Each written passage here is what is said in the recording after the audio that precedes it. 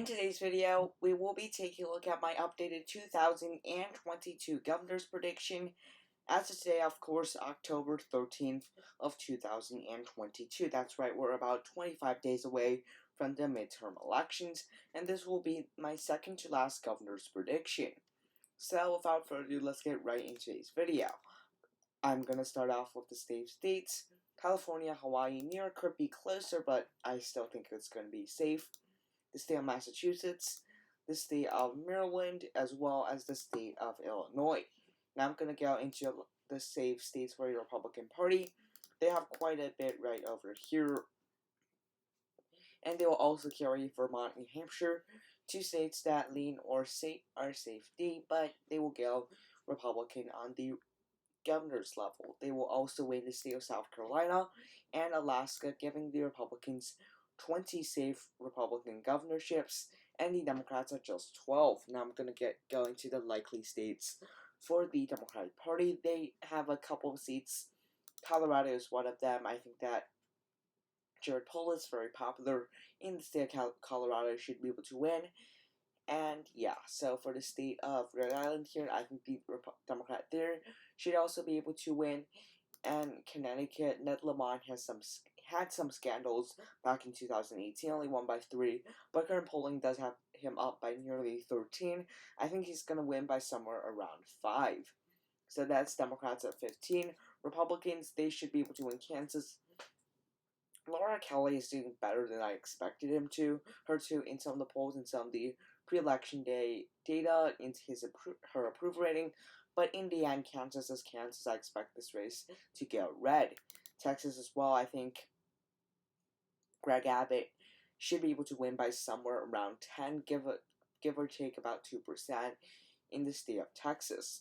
Georgia, Stacey Abrams, for some time I thought this was going to be a toss-up race, but now it's going to easily be in the likely Republican column.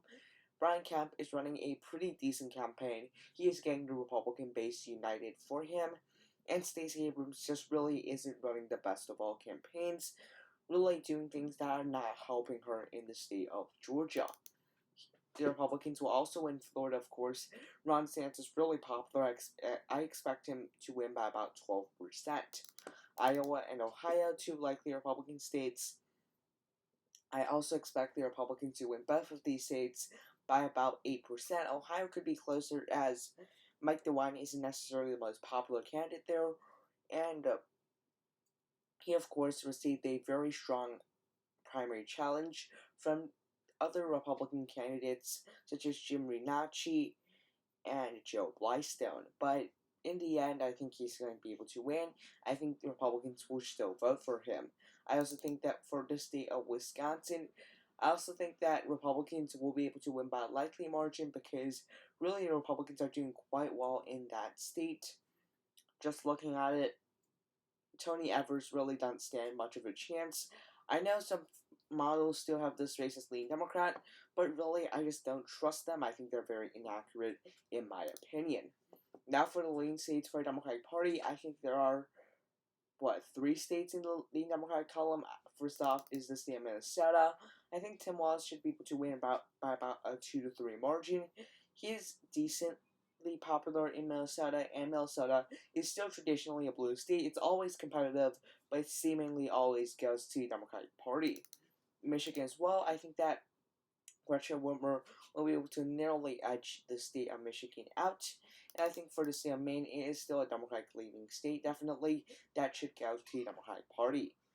Now I have the lean until Republican seats and until Democratic seats left to fill in. Now I'm going to talk about the lean Republican seats. Arizona definitely one of them. This is probably the most Republican-leaning competitive governorship in this election.